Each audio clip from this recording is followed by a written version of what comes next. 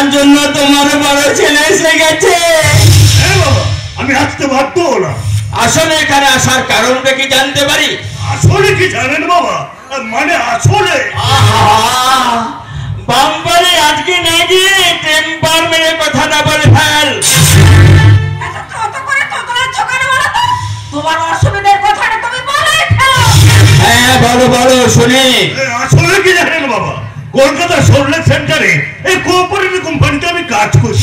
এই রোজ সকালে উঠে এই ট্রেনে যেতে ভীষণ অসুবিধে হয়, তাই বিউটি বলছিল।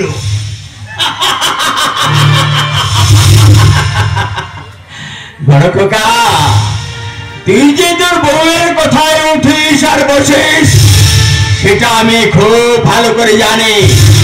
তা কি বলতে এসেছি বলে ফেল তাড়াতাড়ি। আমি বলছিলাম বাবা, এই সিংহবাড়ির সম্পত্তিটা ভাগ করে দিয়ে আমার ভাগের সম্পত্তি তুমি আমাকেই দিয়ে দাও। ও তার মানে তোরা দুজনে বলতে চাইছিস যে তোরা ঘর পাল্টাবি? ইয়েস বাবা। বড় খোকা, বউয়ের কথাই ঘর পাল্টানোর চেয়ে তোর চরিত্রটাকে পাল্টানো উচিত। ঠিক আছে বাবা, আমিও দেখে নেব। তার মানে আপনি সম্পত্তি ভাগ করবেন না? বড় বৌমা, তোমাকে একটা কথা বলি শোনো। আমার মতের বিরুদ্ধে গিয়ে বড় ছেলের সঙ্গে প্রেম করে বিয়ে করে এই বাড়িতে এসেছো, সেটা আমি মেনে নিয়েছি। বিয়ের পর কারণে সংসারে অশান্তি বাঁধিয়ে এই শান্তির সংসারে তুমি অশান্তি করে তুলেছো, সেটা আমি মেনে নিয়েছি। তোমার শাশুড়ি মার সঙ্গে সলা পরামর্শ করে ফিগার নষ্ট হয়ে যাওয়ার জন্য সন্তান ধারণ না করে তুমি স্বার্থপরতাকে খুন করেছো, সেটা আমি মেনে নিয়েছি। এই যোগ বিয়োগ গুণ করেছো, সেটা আমি মেনে নিয়েছি। এরপর সম্পত্তি ভাগ করতে চাইলে এটা কিন্তু আমি মেনে নেব না। বাবা মা তোমরা সবাই এক জায়গায় জড়ো হয়েছো কেন? এখানে ভাগাভাগির মহা সম্মেলন চলছে রে মা, তাই। আরে প্রতিনে তুই হঠাৎ আমাদের বাড়িতে? তা জামাই ভালো আছে তো? হ্যাঁ ভালো আছে। আমি এসেছি বাবার কাছে, বাবার সঙ্গে আমার একটু দরকার আছে। হ্যাঁ, দরকার ছাড়া তুই যে তোর জন্মদাতা বাবার কাছে একবার আসবি না, সেটা আমি খুব ভালো করে জানি রে মা, খুব ভালো করে জানি। যাক সেসব কথা, তা কি দরকার এসেছিস বলে ফেল শুনে নি। আসলে তুমি তো জানো বাবা, আমার জামাই সোয়াবিন কোটের ব্যবসা করে, তাই ব্যবসাটা বাড়াতে চাই। তুমি যদি 1-10 টাকা ধার দাও আর কি। জামাই মানে জগন্নাথ, মানে তোর স্বামী এর আগে 3 বারে প্রায় 45 লক্ষ টাকা ধার নিয়েছে। জানি তো, সব একসঙ্গে দিয়ে দেবে। তাছাড়া বাবা আমি তো তোমার মেয়ে, তোমার কি আমার প্রতি একটু ভরসা নেই? বলছিস যখন তখন দিচ্ছি। তবে বাড়ি গিয়ে জগন্নাথকে বলো সে যেন যত তাড়াতাড়ি সম্ভব আমার টাকাটা শোধ করে দেয়। টাকাটা চাইলেও বাবা তার জামাই জগন্নাথকে দিচ্ছে। আমার বেলা বড় খোকা, তোর বোন ভাগ চাইনি রে, সে ধার চেয়েছে। ভাগ চাইলে আমি একটা কানা করিও দিতাম না। বাবা তো ঠিক কথাই বলেছে রে বড়দা, টাকাটা আমি ধার চেয়েছি, ভাগ চাইছি না। তাছাড়া এই বিশাল সম্পত্তি যখন ভাগাভাগি হয়ে যাবে তখন আমিও তো একটা ভাগ পাবো। সেই আনন্দেই থাকো পারতে নেই। তোমার বাবা মানে আমার শ্বশুর মশাই বেঁচে থাকতে থাকতে এই সম্পত্তি ভাগ করবেন না। তুমি ঠিক বলেছো বড় বাবা, তুমি ঠিক বলেছো। যত তাড়াতাড়ি সম্ভব তোমার শাশুড়ি মার স্মৃতি থেকে সিঁদুরটা মুছে ফেলার ব্যবস্থা করো, তবেই তো এই সম্পত্তি ভাগ হবে, তার আগে কিন্তু নয়। চুপ করো।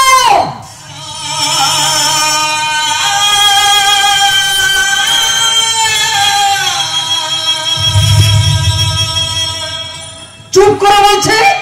কোন সাহসে তুমি আমার সিঁদুরের দিকে হাত মারো?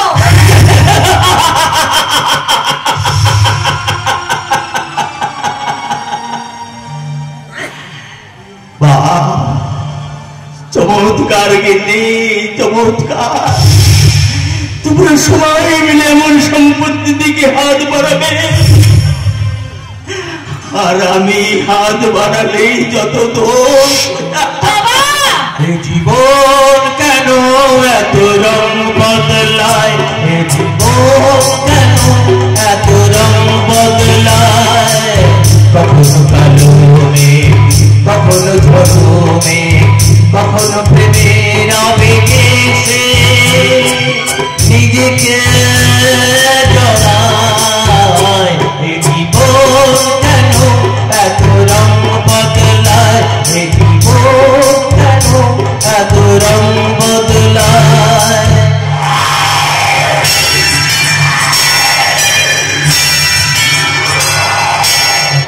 যা দেখি মনে ধরে রাখি, যা দেখি না পথ চিনে রাখি, যা দেখি মনে ধরে রাখি, যা দেখি না পথ চিনে রাখি। যতই সুখ চাই ততই ব্যথা পাই, জানি না দিব গিয়ে কোথায় দাঁড়ায়। জীবন কেন এত রং বদলায়, জীবন কেন এত রং বদলায়, জীবন কেন এত রং বদলায়। ছোট খোকা, বাবা বাবা, পাশের ঘর থেকে অনেকক্ষণ থেকে তোমাদের অনেক কথা আমি শুনতে পেয়েছি, তাই তো এখানে আসতে আমি বাধ্য হলাম।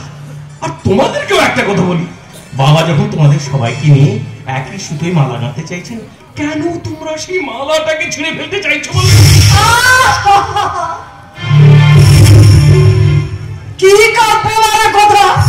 সংসারের কাজকর্ম না করে দিনরাত ওই অঞ্চলে অঞ্চলে ঘুরে বেড়াচ্ছিস, রাজনীতি করে সংসারের অন্ন ধ্বংস করছিস। তোর মুখে এইসব কথা মানায় না ছোট খোকা। মা, মা গো, তুমি ঠিক কথাই বলেছো। আমি এবারের অন্ন ধ্বংস করছি ঠিকই, কিন্তু তোমাদের মতো সিংহ বাড়ির সভ্যতাটাকে আমি কখনোই ধ্বংস করছি না। সর্দার সঙ্গে কথা পেরে উঠবে না মা, তার চেয়ে বরং চলো সিন্ধুক খুলে আমাকে টাকা দেবে, চলো। যাই ভালো, তুই চলে আয় আমার। চলে গো মামা, বিকেলের মধ্যে আমাকে আবার বিষ্ণুপুর ফিরে যেতে হবে। চলো মামা। কি হলো? তোমরা তো তোমাদের উত্তর পেয়ে গেছো, এখানে দাঁড়িয়ে আছো কেন? যাও। কাজটা তুমি ঠিক করলে না বাবা, আমার সমস্যাটাও বোঝা উচিত ছিল। এনিওয়ে, আমিও দেখে নেব কত ধানে কত চাল।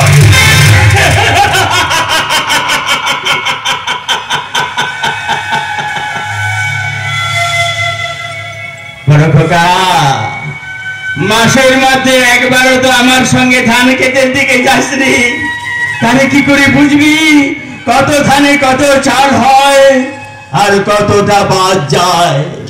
সেটা বুঝবি কি করে? আচ্ছা বড় বৌমা, তোমার নিশ্চয়ই খিদে পেয়েছে। হ্যাঁ, তা তো পেয়েছে। এখনো পর্যন্ত কোনো খাবারই খাইনি। এসব খাবার খেলে তোমার আর পেট খারাপ করে, তাতে যাও, দাঁড়িয়ে না থেকে তোমার স্বামীর মাথাটাকে চিপিয়ে চিপিয়ে খাও। বাবা, আপনি যতই সংসারটাকে আগলে রাখুন না কেন, আমার নামও বেয়াদব। এই সংসার আমি ভাঙবই ভাঙবো। কথাটা মিলিয়ে নেবে। ছোট কাকা, ছোট কাকা, বড় বৌমার কথাগুলো শুনলি বাবা? শুনলাম বাবা, শুনলাম। বাবা, তুমি এসব নিয়ে একদম চিন্তা ভাবনা করো না তো। আমি আমার নিজের জন্য চিন্তা করছি না ছোট কাকা, আমি আমার নিজের জন্য চিন্তা করছি না, আমি চিন্তা করছি তোর জন্য। বাবা,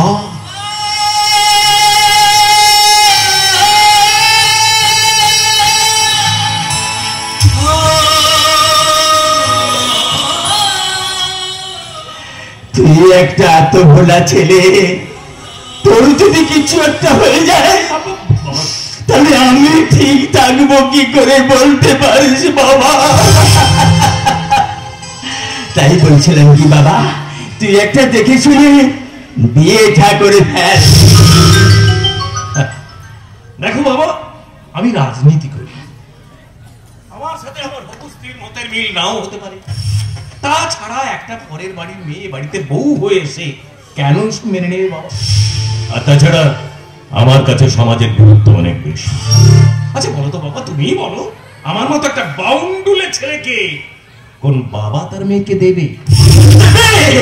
দেবে রে ছোট খোকা, যে মেয়ে বাবার জহুরি চিনে।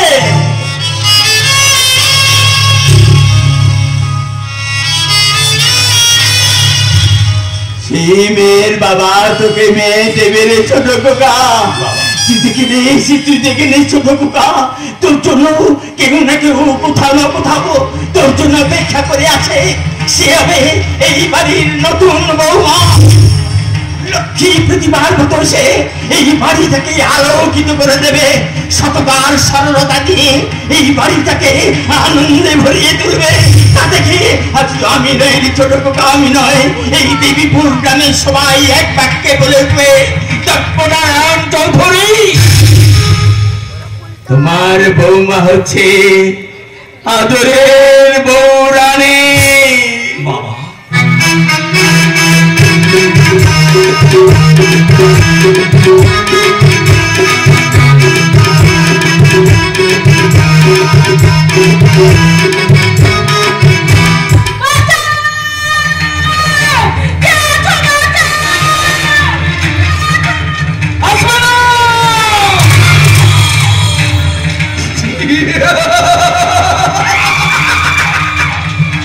তোকে বাঁচাতে আসবে না, আর বেশি কথা বললে না তোকে আমি এই টিভির পর্দায় একেবারে নিউজ করে দেব।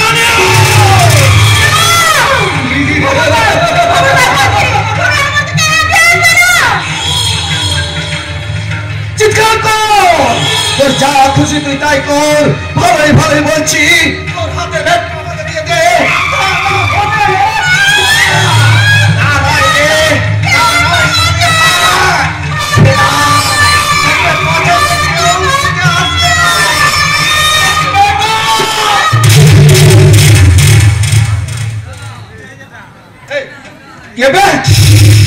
নাম দুই, পেশাগত থেকে ডাক্তার।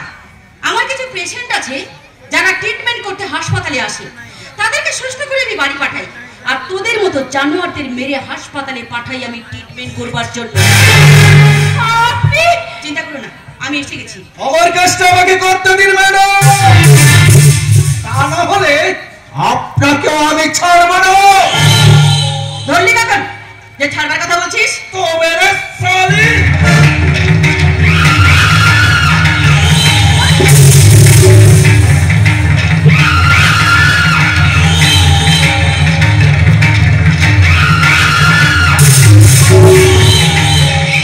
এইভাবে একটা মেয়েকে কেন আক্রমণ করেছিলি বল? বল বলছি, আর না হলে বলছি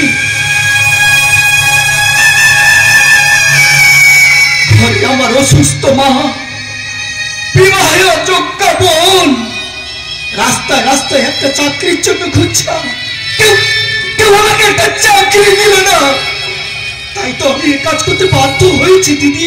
বুঝলাম, কিন্তু অভাবের জন্য যে পথটা তুই বেছে নিয়েছিস এটা কি তোর সঠিক পথ? একটা কথা মনে রাখবি, আমার কথা মতো তুই চল, দেখবি তোর ভালো হবে। আর হ্যাঁ, এই নে ধর, এই টাকা ধর। তোর বোনের বিয়ে ঠিক হয়ে গেলে হাসপাতালে এসে আমার সঙ্গে দেখা করবি। তোর বোনের বিয়ের সব দায়িত্ব আমি নেব। আর হ্যাঁ, তোর অসুস্থ মাকে হাসপাতালে নিয়ে আসবি, আমি নিজের হাতে তোর মায়ের ট্রিটমেন্ট করব। আর আজকের পর তুই আমাকে কথা দে, আর কোনোদিন অভাবের জন্য এই পথটা তুই বেছে নিবি না।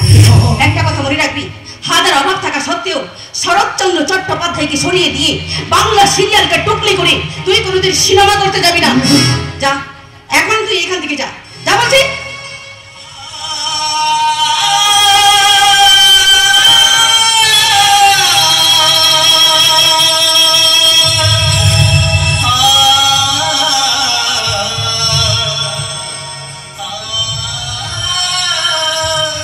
যাচ্ছি দিদি, আমি চলেই যাচ্ছি, তবে যাওয়ার সময় আমি তোমাকে কথা দিয়ে যাচ্ছি, জীবনে জীবনে আমি এই কাজ করবো না দিদি, জীবনে আমি এই কাজ করবো না।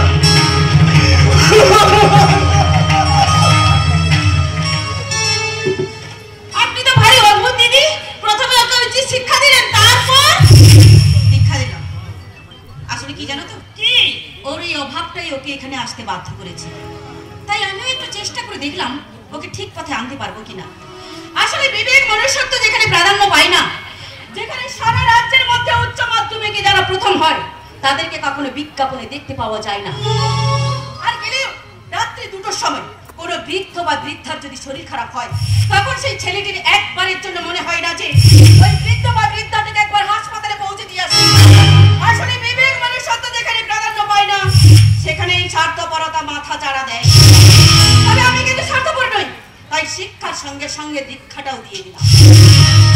আপনাকে কি বলে ধন্যবাদ দেবো? আপনি যদি ঠিক সময় না আসতেন। আমি আমার কর্তব্যটুকু পালন করেছি মাত্র। সেই কর্তব্য আজকের দিনে কত মানুষ পালন করে বলুন তো? এই তো দেখলেন, এতগুলো টাকা নিয়ে বাড়ি ফিরছিলাম, রাস্তায় যদি একটা কিছু হয়ে যেত, তাহলে আমি আমার স্বামীর কাছে মুখ দেখাতে পারতাম না। কি করেন তোমার স্বামী? এক্সপোর্ট ইম্পোর্টের ব্যবসা করে। এই তল্লাটে সবাই আমার স্বামীকে চেনে, নাম জগন্নাথ সেন শর্মা।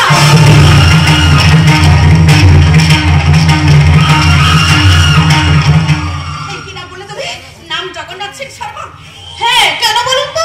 আপনি কি আমার স্বামীকে চেনেন নাকি? হ্যাঁ, না মানে রোজ তো খবরের কাগজে এটা ওটা লেখা দেখি। তা অত বড় বিজনেসম্যানের স্ত্রী হয়ে তুমি ট্রেনে করে বাড়ি ফিরছো? শুনুন, আজ আমাদের ড্রাইভারটা ছুটি নিয়েছে, আর টাকাটা আমার স্বামীর খুব দরকার, তাই ট্রেনে করে দেবীপুর মানে আমার বাপের বাড়ি গেছিলাম। কিন্তু আপনি তো একজন ডাক্তার, আপনি যদি ট্রেনে করে যেতে পারেন। বিলাসিতা আমার পছন্দ হয় না বল, তাই তো সাধারণ মানুষের মতো সাধারণভাবে আমি বাঁচতে চাই, বাঁচাতে চাই অসুস্থ মানুষগুলোকে। আসলে কি জানো তো, কি? আমি ওদের শরীরের রোগগুলো ভালো করতে পারলেও ওদের মনের রোগগুলো আমি ভালো করতে পারিনি। বাবা, কি সুন্দর সুন্দর কথা বলেন তো আপনি। হ্যালো, হ্যাঁ বলছি তো। আরে বাবা কোনো চিন্তা করবেন না, কথা মতো সব কাজ হবে। এই শুনুন না, শুনুন, এবছর যারা কন্যাশ্রী প্রকল্প পাচ্ছেন তাদের একটা নামের লিস্ট আপনি দয়া করে আমার কাছে পাঠিয়ে দেবেন। কি বলছেন বুঝতে পারছেন তো? হ্যাঁ হ্যাঁ হ্যাঁ, কোনো চিন্তা করবেন না, কোনো চিন্তা করবেন না, কথা মতো সবই কাজ হয়ে যাবে। হ্যাঁ রাখি তাহলে। কি রে? আর বলিস না ছোটা, বাড়ি ফিরছিলাম, রাস্তায় একটা বস্তা আমাকে তাড়া করলো। সে কি? তখন ইনি যা তোর সঙ্গে আলাপ করেনি, ইনি হলে ডক্টর জয়িতা করাচ্ছি।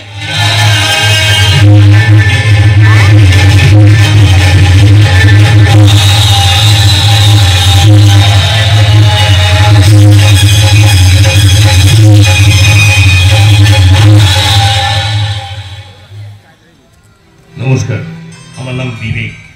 জানিস ছোটা, ইনি একাই গুন্ডাটাকে মেরে তাড়িয়ে দিলেন। জানিস এমন মার মারলে গুন্ডাটা পালিয়ে গেল। আপনি আমার মনের সম্মান রক্ষা করার জন্য আমি আপনার কাছে কৃতজ্ঞ।